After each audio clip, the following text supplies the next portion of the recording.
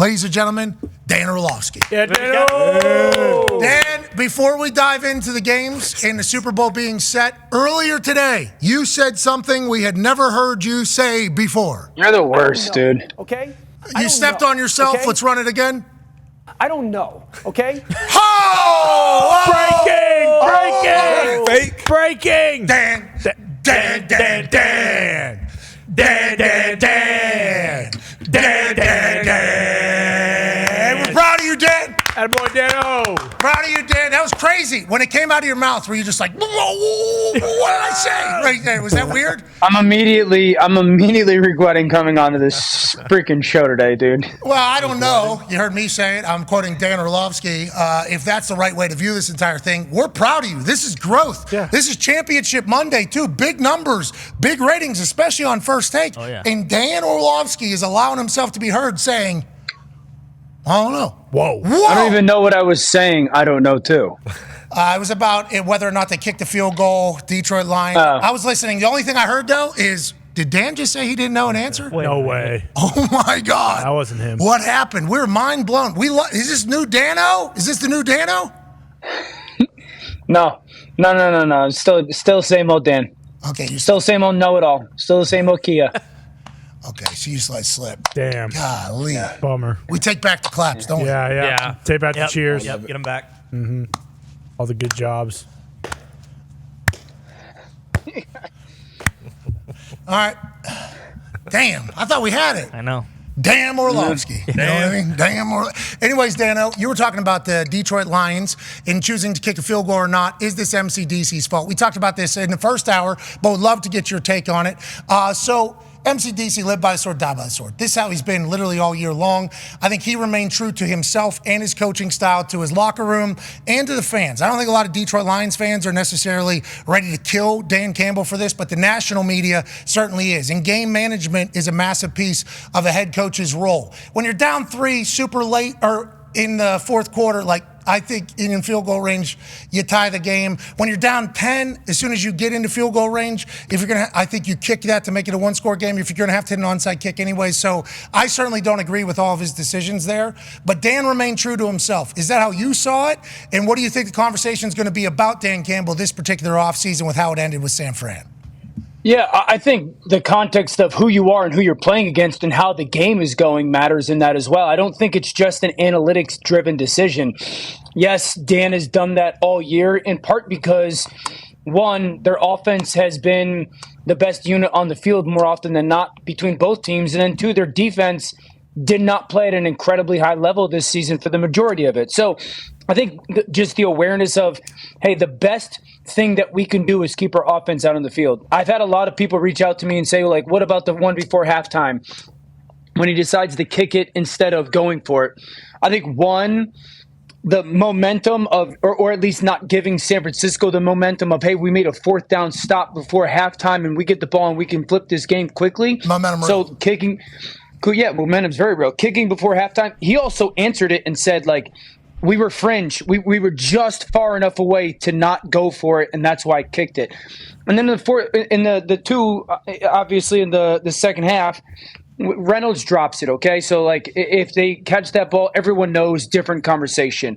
I think the play before matters a ton because Fred Warner made a great play. I mean, this is just a drop. And if he makes this, does the game different?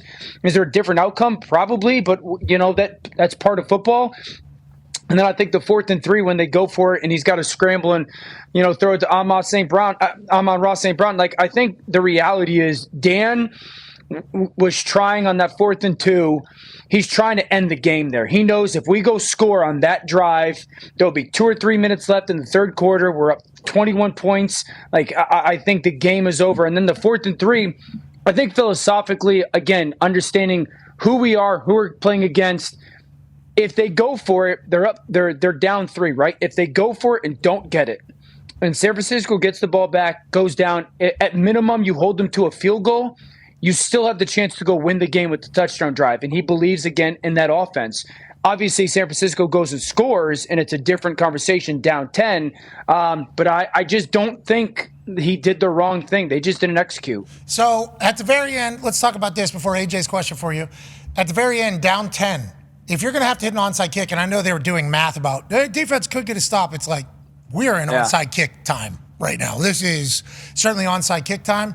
I'm a firm believer in once you get into field goal range, if you're down 10, you take that field goal. Like even if it's first down, like right now, minute 42, let's take this field goal. If we're going to have to end up probably getting a successful onside kick anyways, let's get this thing to one score. Then we have more time because Jared Goff can throw a ball further if you get stuck as opposed to a field goal, especially Badgley. No offense, Badgley. But like I see, that's my question. Go ahead, pal. Like I was going to ask you, Pat, is the kick, like if he had Justin Tucker, I'd probably sit here and have a different, all right, we're going to go knock a 40-yard field goal in right now, and then we've got 3 timeouts with a $1:40 left. I don't know how much confidence they have in their kicker. I don't. You would know better than I about. He's a good ball. Good ball striker. We've never seen him in this particular situation, though. So who knows how it'll go. So I think again, you still believe our unit offensively is the best unit, and that's the unit that honestly, I'll be dead honest with you. I thought they were going to go for 2 after they scored here. I was like, I would not be surprised if he goes for 2 just to, go score and the field goal wins it. So I agree with your philosophy on it. I just think you got to have a sure thing at kicker to do that rather than, I don't know. I think Badgley's 40 to 48. He's like a 75% kicker. So I think I saw that stat. Yeah, but that's also counting when he bounced around 3-4 different teams. I think he's kicking better now than he has. But great onside kick, I thought. Badgley willing to break his toes for that onside kick, high bounce. You don't see enough people do it, to be honest with you, and that's an illegal touching, and old buddy would have got the ball anyways if he doesn't touch it right there, because you're not allowed to touch him either if he's going to the football. So he's about a half a yard off from having a perfect ball, at least a collision probably taking place. So I appreciate the fact that he works on those, because a lot of these kickers, it seems like watching from outside in as a human who's had pretty successful onside kick career, they don't even work it anymore because the odds are so low. But then in the NFC Championship, hey, we need one. Badgley hits a good ball. So I'm proud of him. But you just heard what Dan Orlovsky said about keeping the best team on the field. His locker room knows that Dan Campbell was like, hey, Goff, hey, Ragnall, hey, boys, this is on you. This ain't on Badgley. This is on you. And he's done that all year long. I think it only reignites the flame for next year. Go ahead, AJ. Dan, let's go to the AFC. What was this Chiefs defense able to do? What did they do consistently throughout the night to hold this Ravens offense to 10 points? Yeah, Spagnuolo he called the game like an offensive coordinator, AJ. And what I mean by that, and I know the conversation around Patrick today has been great, and Patrick was really, really awesome. But the real story of the game is Steve Spagnuolo and the defense. And what I mean by called the game as an offensive coordinator, they played 6 different personnel groupings. Okay, so they played in their base defense, which is, you guys know, 4 down and 3 linebackers, 4 defensive backs, okay? Then they got into multiple different times when they got into 3 defensive linemen, 3 linebackers, and 5 defensive backs. Then they had multiple clips where they were in 4 defensive linemen, 2 linebackers, and 5 defensive backs. Then they had 4 defensive linemen, 1 linebacker, 6 defensive backs. And it was really interesting how in situational football, they would play those different personnel groupings. Second down, they were in multiple situations where they had 4 D linemen, 1 backer, or 3 D linemen, 2 backers. And so I just thought the way that he, so often in offensive football, we're changing our personnel to try to dictate to the defense, right? You guys have to match us with what we're doing, and then we get in favorable advantages. Spags did that on a consistent basis. He was kind of controlling the personnel groupings. And I do think that through Monken, the offensive coordinator for Baltimore offense, certainly for Lamar. So I think personnel-wise, they did that. The second thing is, it was really interesting when you'll watch some clips. We're going to do them on NFL Live today. They would take, sometimes when they played with 1 backer, Bolton, they would take Bolton and put him out on the perimeter and put Reed at the middle linebacker spot. So Reed's, I think, speed with marrying either or mirroring, Lamar potentially. Again, threw them off. That's why I was a little bit surprised that Baltimore didn't run the football. His speed mattered. And then there are so many clips, and you guys defensively, D-Butt and AJ could talk to it better, where their underneath coverage. Again, we're going to do it on live. You the underneath coverage, ball gets snapped, and they take a step forward, and then they don't even look at Lamar. They turn and run backwards with their back facing Lamar Jackson and like searching up routes and covering guys. Now, Lamar didn't play good. I don't want to minimize that, but just I thought that the different personnels they used and the way that they used it to take away some of the throwing lanes was spectacular. Look, there's a clip of it there. This leads to the sack fumble, but those guys did such a great job of turning and searching guys up and kind of confusing a little bit of the pass concepts for Baltimore. 90 ended up getting a knee on a non-contact seemingly later in the game, and he was not thrilled.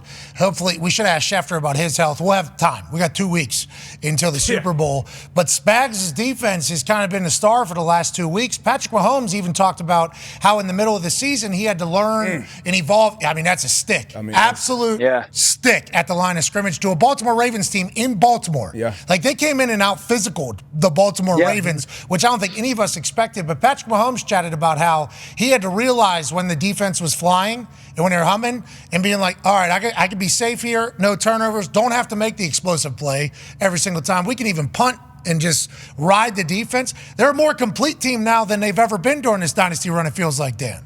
Yeah, and that's kind of like in the conversation this year. Obviously, there were questions about the offense. What a play. And that's football gods there, too, by the way. That's football gods as well, I think, which is tough to beat. Anybody, Snead's spectacular, man. He's just a great football player. He's the best man cover guy in football, in my opinion, just as looking at it from an offensive perspective. Agreed. Just lockdown man coverage and physical. But that was like the conversation this year with the Chiefs was the offense and the offense and the offense, but they're always going to be in it because the defense. And I do think the defense has played their best ball this last couple of weeks. And I think, when you look at the defense and the way that they've drafted, I also think like an underrated thing in that game is they tackled so well. Dude, there's 2 or 3 clips with McDuffie and Reed out on the perimeter one-on-one, and they just lock dudes up and tackle. So remarkable play calling and plan, and also just like execution. And it showed. It was, and I think just the last part of that, Pat, with regards to Patrick is like, that's the difference in evolution. Like he's gone from this unbelievable jaw-dropping, like ridiculous playmaking guy, and he's still that plus, like the game management plus. That's what, that's kind of what makes him deadly. Go ahead, D-Butt. Yeah, just a little bit more on that, the Ravens offense. It seemed like, I know the first snap of the game, under center, tried to get a run game, and immediately it was just stopped. And Spags did a great job on the edges. But do you think Monken got away from that under center or even quarterback run game too early? Oh, absolutely. D-Buck go to the 4th down on their first series. 4th down in the first series, they go unbalanced formation, quarterback run. Lamar guts it for like 20. Yep. The very next play, they get an under center, heavy 21. So Ricard's on the field. They run power, pull the backside guard. Gus Edwards goes for like 15. That was the last time they did it. It was shocking to see, and they had one run on 2nd down. I'm sure Hembo sent you guys this, but I was talking to this on 2nd and 3rd down yesterday. They threw the ball 25 times and ran the ball 4 times. Like, that's just ridiculous. And so, yeah, I don't know why. And the weird thing is, and you defensive guys know this, with the personnel that he was playing, it even invites running the football more. When you're going to play with 3D linemen and 6 DBs on the field, we should run the ball right down your throat. Yeah, that's the body size. That's like the advantage that they have there. So Spags forced Baltimore to throw, and he forced Buffalo to run. You remember? Spags is kind of bag. I mean, to your Big point, time. Point, Dano, he has really mentally, seemingly figured out the last 2 games. Does he have enough against this Niners team, this Spags defense? Do you think they match up well against this Niners offense with the power and star power that seems to be everywhere? Yeah, I do. I think he does such a good job in those games, too, of like dialing up run pressures to slow down the run game a little bit. Detroit did a really good job of it yesterday outside of like 2 or 3 plays. So I think that he'll commit some fronts. I just think the Chiefs can play such good man coverage as well. I thought Baltimore would win the game just because their defense was going to be so remarkable, and I thought they would run the football more. They obviously didn't, but the Chiefs could play such good, tight, legit man coverage. I I think that's a good matchup for Kansas City defensively. Yeah, we got 2 weeks to break down. I can't wait to hear all the thoughts. And I assume everybody that covers, this sport every single day will have multiple different, as we ride this wave of who we like, who we don't like. And at the end of the day, we got to remember, Patrick Mahomes. He's Patrick Mahomes. Picked against him twice, man. I'm not doing it anymore. I picked against him this past week, the first time I've ever done it. Literally. I did it Super Bowl last year and then this weekend. Well, I had him in a parlay where 250,000 people were right alongside him because of how much I believe in Patrick Mahomes. But I bet against him this past weekend because of how much I thought the Ravens were different. I'm completely wrong, obviously. And Travis Kelce heard me as well. He said, I heard you didn't believe. Now, they're not the only team that people didn't believe in. On the other side, there's a guy pulling the trigger nobody seems to believe in, including, go ahead, Ty. Yeah, Dan, I don't know if you've done it already, and if you haven't, this would be a great opportunity if you'd like if you'd like to walk back your comments about Brock Purdy basically saying, like, hey, listen, anyone, including Mac Jones and those type of guys, could do what he's doing right now in Shanahan's system. So do you want to walk back those comments? And that's also, what you said on this show. You remember. You said that's a lie. You said I never said that anyone could do that. Comfy, please. You said that we got the best content splunker on Bring earth. it. You did, Dan. His terminology was play like Brock Purdy. Yeah, like Justin Fields, MVP like. I didn't say anyone. Don't put words in my mouth. You said Mac Jones, so we'll put everybody above Mac Jones in the same conversation as well. Oh, that's assumptions. You know what happens when we assume that? Well, you were assuming that Mac could do what Brock's doing. Exactly. What happened? So there's a lot of assuming going on all of a sudden. So do you want to walk that back, Dan? And also, like, are we done with the Brock Purdy? Like, hey, this guy sucks. He's a game manager. He's just okay. And because Shanahan is such a good play caller, that's why he succeeds. Or are we finally at the point where we can be like, hey, this guy's actually pretty damn good at playing quarterback. Second year, Dan. I don't know if you're NFL Live crew. I don't know if you guys just all got in a meeting one day. You're like, yeah, this guy does stink. Hey, I don't know, because it's coming out of your crew, who we got a lot of respect for. Yeah. Love him. Love the NFL Live crew. We watch every single day. But you guys have you with the Mac Jones, Ryan Clark with the, I'm sick of having to act like this guy's good. What? What the hell? Act like he's good. What are we even talking about? He's in his second year. For the 98th time, I made that comment about more in support of Mac Jones and what I think about him rather than any slight of Brock Purdy. I've said nothing but like really, really overwhelmingly positive things about Brock Purdy. Okay. Happy to hear that. We're happy to hear that. Yeah. Thank you, Dan. 98th time, head home. I think the really impressive thing about that game, San Francisco-wise, in relation to Brock was, I said, when you watch some of the plays, the third down throws, and then the use of his legs, it reminded me a lot of Joe Burrow during the Bengals Super Bowl run. I say it because of this.